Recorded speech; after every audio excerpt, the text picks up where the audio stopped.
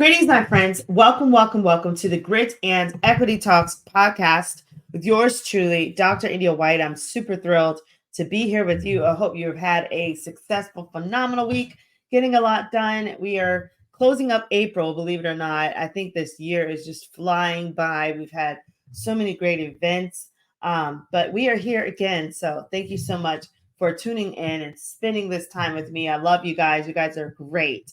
I want to go into some announcements with you. First things first, regarding the Grit and Equity Talks podcast. This podcast, it will be featured on the X Factor EDU, which is hosted by Dr. Matthew Joseph in the Tribe. You can also find it on Spotify and on all of the social media outlets. So just take a look at it wherever you find fit, share it with a neighbor, and continue to spread the word for us. Thank you so much for liking it on Facebook, YouTube, Twitter, wherever you find it. Secondly, I wanted to encourage you to follow me when you get a chance on social media.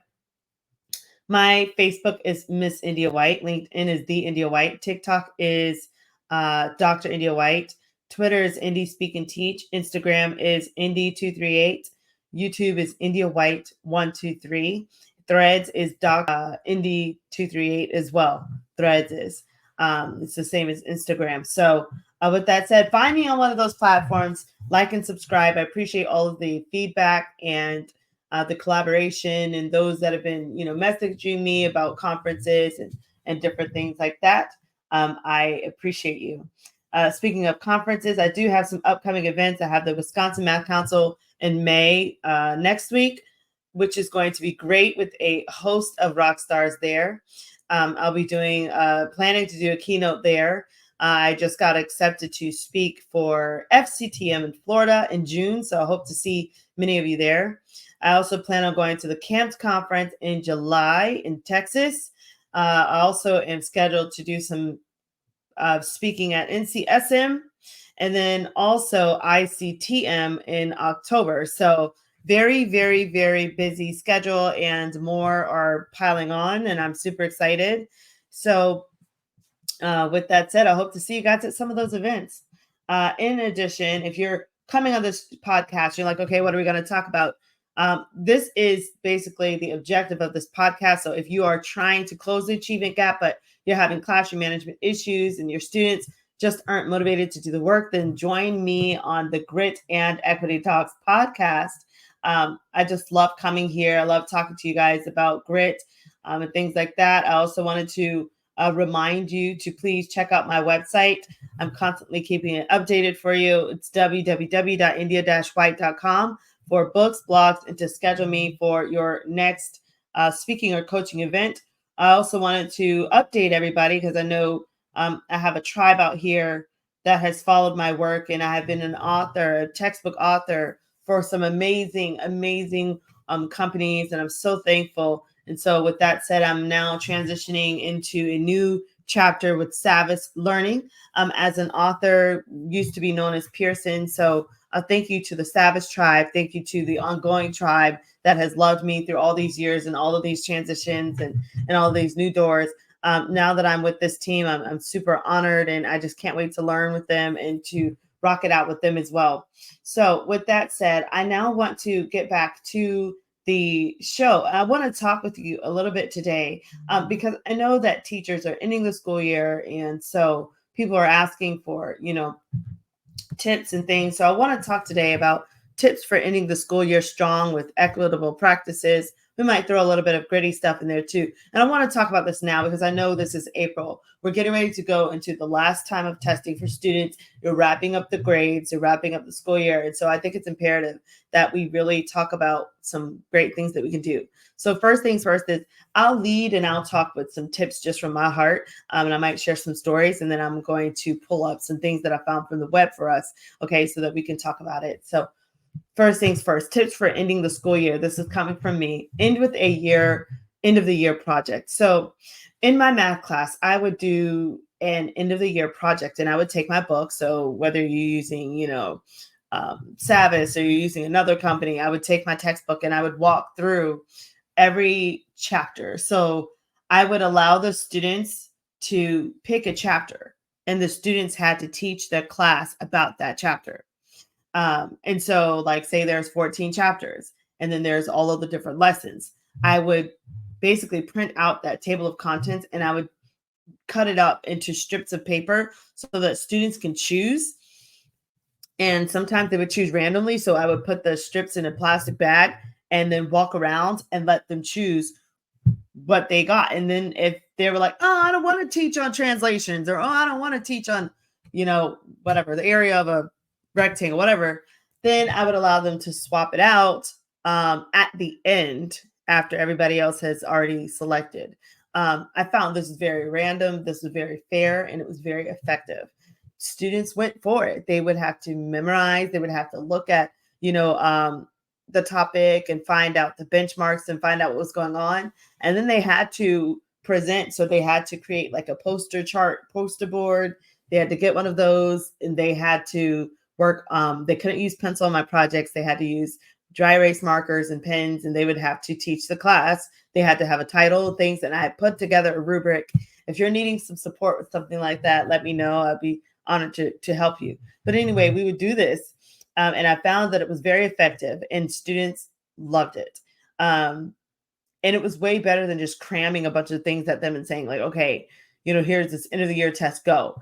And I'm not against end of the year tests either. I would say that that's a great idea for that, cumulative review, especially when you're trying to spiral them into the next school year. That's great. However, I find that when you do a project and you allow their student voice to be enhanced, it just really spices up the classroom, the learning environment.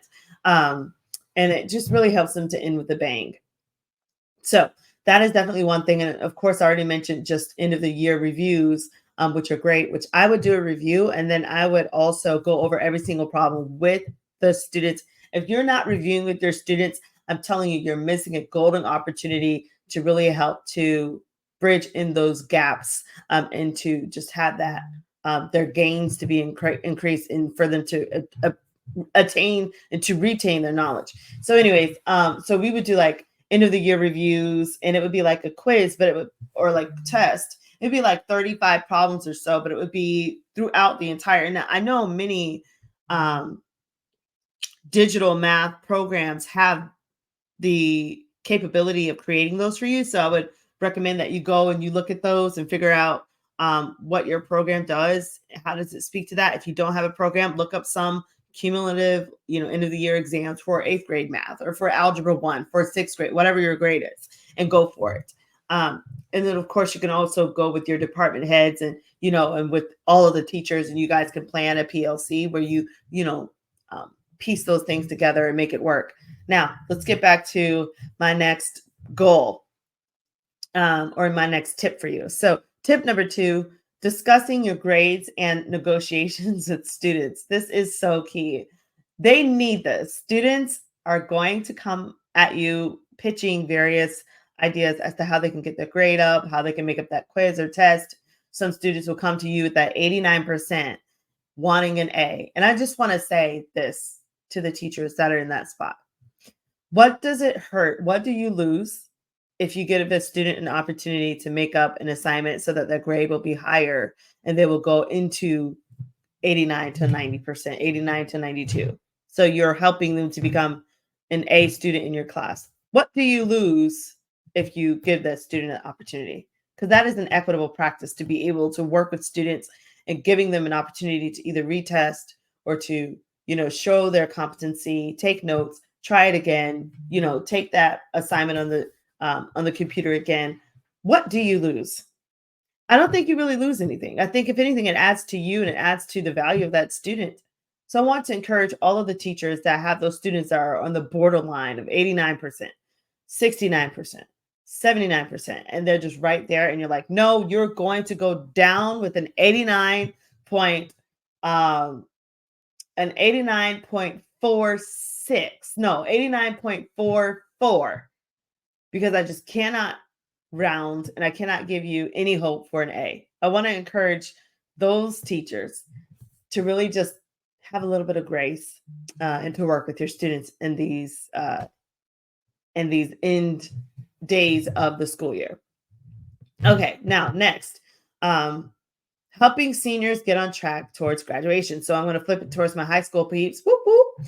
So seniors, they need you more than ever right now. It's April 24th. The timeline is ticking towards graduation. Some students are still making up exams. Please work with them. If they're making up assignments, making up classes, allow them to have time, whether it's with their guidance counselor in your class during lunch or, before school, after school, where they can sit on the computer and work, or they can work in your class, whatever, especially if it's for your class. I think these students, sometimes life has hit them, and so they're dealing with so many different obstacles, and sometimes they have a hard time communicating that to us and letting us know as leaders what they're going through. So I think that a part of our duty as educators is to have a little bit of grace and mercy, and to open up our classrooms so that they can get caught up, especially guidance counselors as well right now. Guidance counselors definitely need, and shout out to the guidance counselors. I usually don't talk to guidance counselors on the show. Shout out to all of you guys, but guidance counselors definitely at this time, please do what you can to be proactive at reaching out to all those students, especially those that are falling behind, to see how you can get them on track so that they can graduate, because we don't need our students falling through the crack. If students are bilingual, and maybe they just need a little bit of support of explaining to their parents the college enrollment process or whatever it is that they're going into, military, whatever, please work with their parents, work with whoever you can to make it happen so that those kids can be successful as they transition. Also, the next tip here, plan for packing your room up. So what is your system at the end of the year? Do you have your students work with you? Like, do you assign points? Like, do you have a money system? Like, I had a money system, and if students would help me, I would give them $20 for like a nice deed, or I would give them $40 if they're like picking things up and like truly like going all in, or I would assign like, okay, you get $40 a day, like for helping out. I had different things going on that would engage the students, and I would encourage that you try to find a system, find a way, because you're only one person. You've been teaching 80 plus students a year. And it's only fair, because they've helped contribute to the classroom, that they also help with contributing in a way to pack up the school year. Now, I'm not saying like you're taking them through where it's just hard labor. That's not what I'm saying. What I'm saying is, of course, using discretion, and even having a list saying, hey, who wants to volunteer to help me clean up some things? You get $20 per item, or you get $20 if you sign up. That's the money system, fake money, by the way. Or you get tickets, or you get points, or whatever your PBIS system is on your campus. I hope you have one. Something like that, where you're able to really gauge the students and get them engaged and get them in. I would highly recommend that you start thinking about how you're going to pack up the school year, so that you're not left at the end of the school year feeling like the classroom is going to cave in on you, because there are books thrown everywhere, paper everywhere, pencil on the floor, scissors, and so start thinking about that, start planning so that you can leave in peace. And then, of course, some schools, they'll have you empty out your whole classroom because you might be switching classrooms. So start thinking about that. Start getting some bins and boxes and things that you need so that your transition will be smooth. And some of you will be promoted to administration. And congratulations. Now, number 5, teachers. Schedule a meeting with your administration about what you'll do to teach, or what you'll teach next year. So say you're teaching Algebra 1, but maybe you just weren't a good fit. Start having those negotiations. Like, maybe you're like, I really feel like I want to teach 6th grade math, or 8th grade math. Or maybe Algebra 1 is, not as stimulating for you, and you want to go into the higher ups, the calcs, the pre-calcs, the college algebra. Then start having a conversation with your administration. But I'm going to say this too. Your administration will be looking at the test scores. So if you're saying, I want to teach Algebra 1, and then all of your 8th grade kids tanked, and you only had 27% proficiency, you're probably going to have a different conversation. So, one that would lead you towards a different, or maybe a lower grade level, so that, it's more manageable and whatnot. And so with that said, definitely, if you feel like you're super solid and you've got the backing that says like, okay, algebra one's my thing, or algebra two, or pre-calc, go for it, but make sure that you have a great argument. Because your administrators, they don't know all the answers of who's the best fit. I mean, sometimes they're just going off of a hunch, or off of like, oh, I think, or I've heard this, but they need data. So if you have data to bring to the table, go for it. And I wish you the best on that. Next, number 6, have a heart-to-heart with your students. So start explaining to your students your expectations. I can't tell you how many times I've had to reiterate my rules and procedures, not in a way to punish my students, but because this is communication. You have 25 students in your class or more. You have to communicate. They don't always know like what's going on. They can't read our minds. So sometimes I would say, like, times like this, hey guys, now listen, I know we've got this exam coming around the corner. You guys have done a great job. I'm proud of every single one of you. Go and knock it out of the ballpark. I taught you how to be gritty. I taught you what you needed to do. Make sure you have those formulas memorized and written down. Make sure that when you get into that exam, you're writing down those formulas before you get started, and then you're just going to knock it out the ballpark. Write those positive sayings to yourself. Talk to them, but then start talking to them about the end of the year. So after you take that exam, I have some high expectations for you as we're ending the school year. First, I need to make sure that I have prepared you for the next school year, the next grade level. So we're going to be doing a last end of the year packet where you guys are going to be kind of a boot camp style, but we're going to be knocking this out together. I'll give you a quiz grade for it, or I'll give you an assignment grade for it, whatever your negotiation is. And then saying, okay, and then I also want you to do an end of the year project where you're going to show me what you've learned and your teaching abilities and your confidence. And then I'm going to provide you guys the rubric of that. Then we're going to wrap at the end of the school year on this date. Like, give them specifics so they're not lost and feeling like shuffled in the crowd. Because you've got to think, all of their teachers are breaking down the classrooms. All of the teachers are ending the school year with either a test or something. They're overwhelmed. They know they have like probably 6+ tests coming up, projects coming up. Like, it's a lot of pressure. So help them out with some organization, and maybe just explaining their role, explaining how they have to be responsible, explaining your expectations. Print it out. Make it a one-pager. Don't overwhelm them with it, but give them something to work with.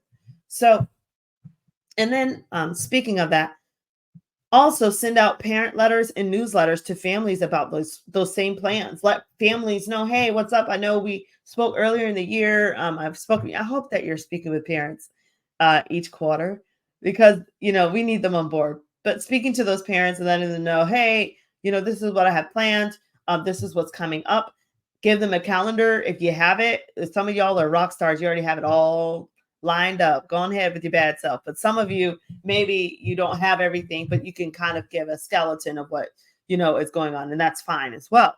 So give them a letter or newsletter about those plans. Make sure also if the district has something going on that they're aware of that as well, or if the school overall has some end of the school year things like maybe a community night or family night. I don't know what the school districts are doing, but make sure that you're also including that in there so that they can, keep in touch and be on the same page as everybody else. And I think also getting with the tech person, whoever is over the website on your school, at your school, and talking with them too about maybe putting in some imperative nuggets about your specific class on the website would be key as well. I mean, I don't know how the school districts do it or how the schools do it. If they have like a tech person that could go on the school website and outline what's going on in teachers' classes or what's going on by subject, subject area, I think that would be imperative for communication and keeping parents on board.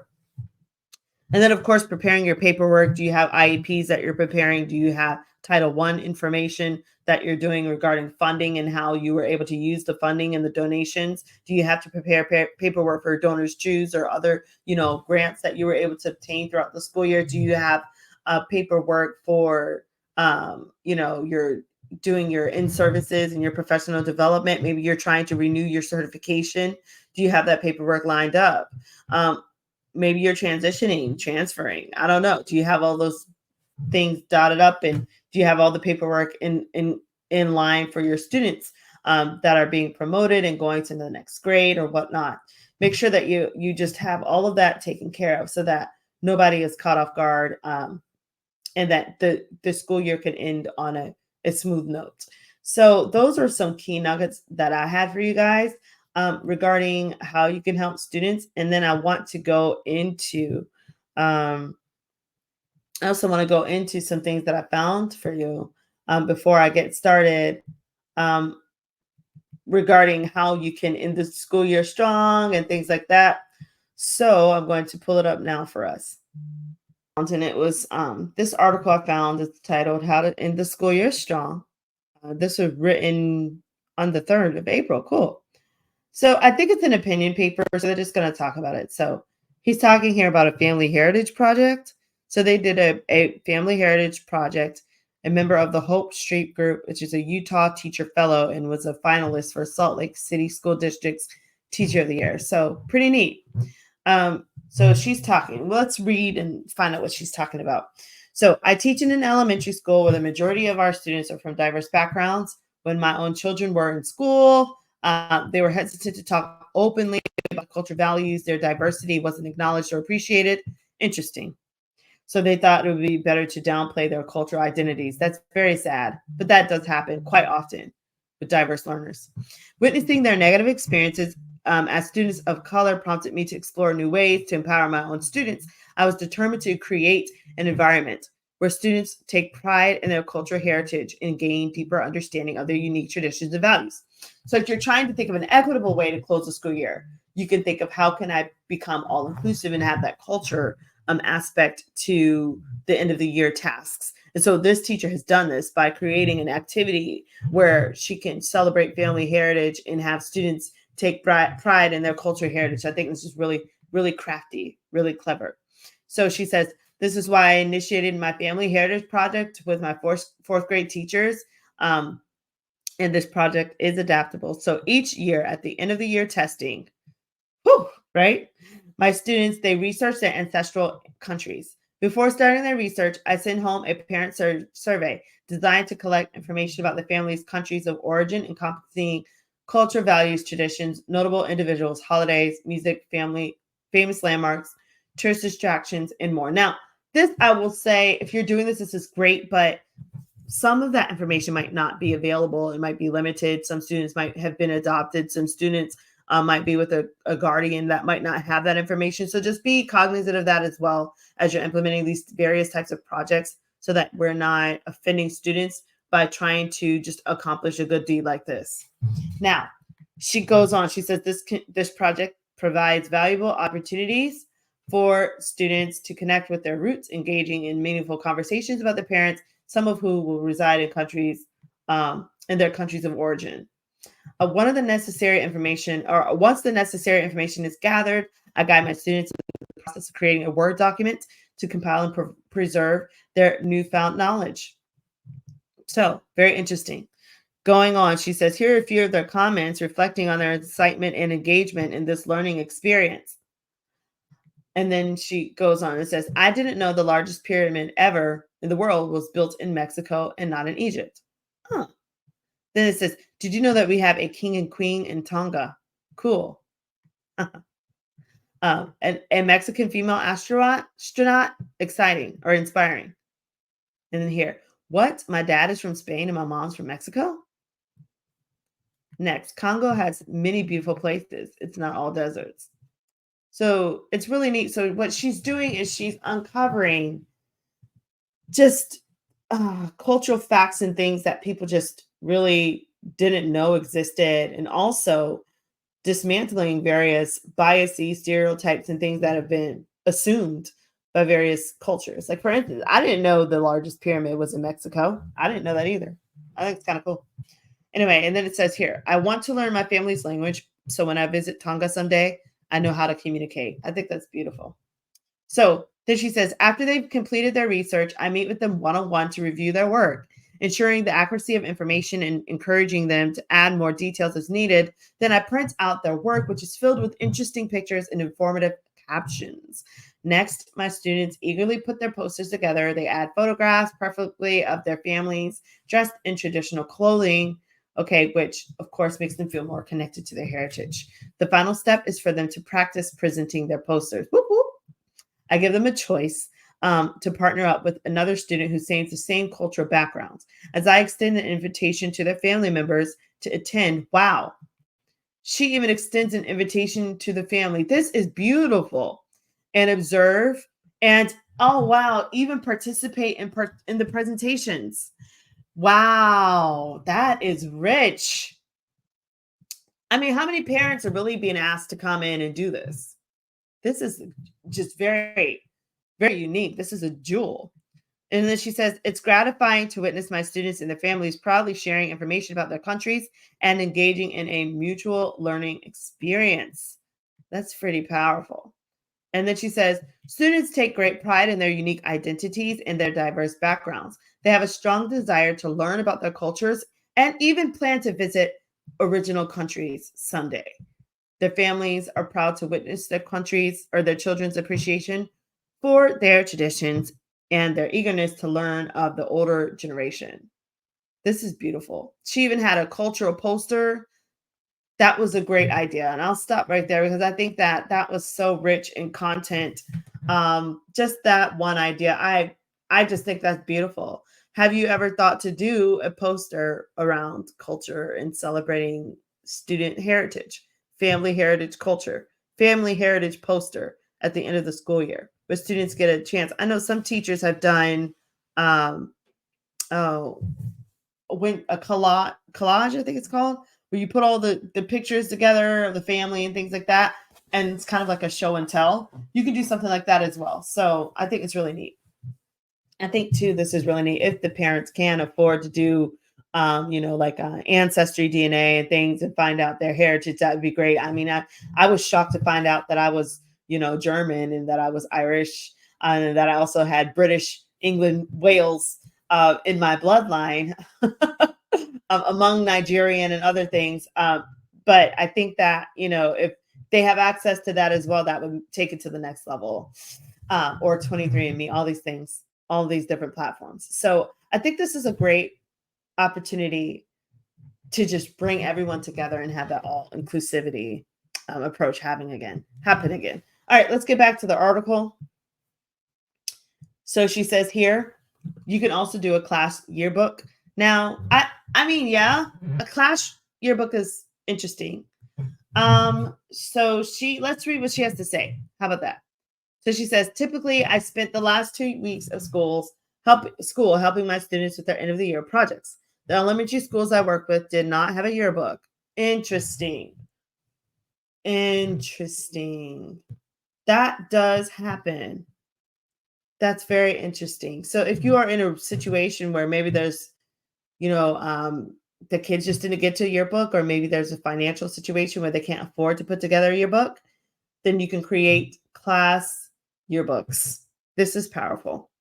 So she says these books were done the old-fashioned way, complete with lots of glitter, glue, cutouts, and most importantly, at last, the dreaded manila construction paper that showed up on the district supply list every year. Each student made their own book covers and completed a series of pages. This reminds me of when we used to fold paper bags over our math books. Oh my goodness. I know some of y'all know exactly what I'm talking about. When we used to use book covers, and it was just like the thing. And then you would like decorate your book cover and all that stuff. Anyways. All right, let's get back to this. So it says the pages in the books varied from year to year, but they were a lot like the ones you would see in a senior book. There were autograph pages for the classmates to sign, most likely to, best of, and a section for students to reflect on the work they had done that year. That's beautiful. Students were encouraged to scavenge their portfolios for work samples they were most proud of to include in their yearbooks. They also had to reread their first week of school letters and wrote responses to the new and improved students they had become. Interesting. On the last page of each book was a place for me to write each student a handwritten goodbye letter. Beautiful. And then she says, every year as a teacher, I wrote letters to my students, sharing my favorite moment with them, telling them my hopes and dreams for their future and how much I was going to miss them. While I can't say for certain how much of an impact that activity had on students, I will say that throughout the years, I would encounter former students, and they'd often tell me about the books from my class they still possessed. They still had their Mother's Day poetry books and their class yearbooks. Beautiful. She says, one special incident occurred when one woman who had come to my class in fourth grade during the middle of the year. She had come from a school district that was known for being a bit tough. She started off having a difficult time fitting in with our classroom and our culture of high expectations. I remembered writing on her end of the year letter how she had come to our class as a diamond in the rough, but finished the year showing her brilliance. I wrote that I couldn't wait to see everything she'd accomplish in the future. One day while grocery shopping, I heard this booming, Miss Shaw, from across the store. Don't you love that? When the students recognize you and call you. Okay, so she says, I turned to see that student.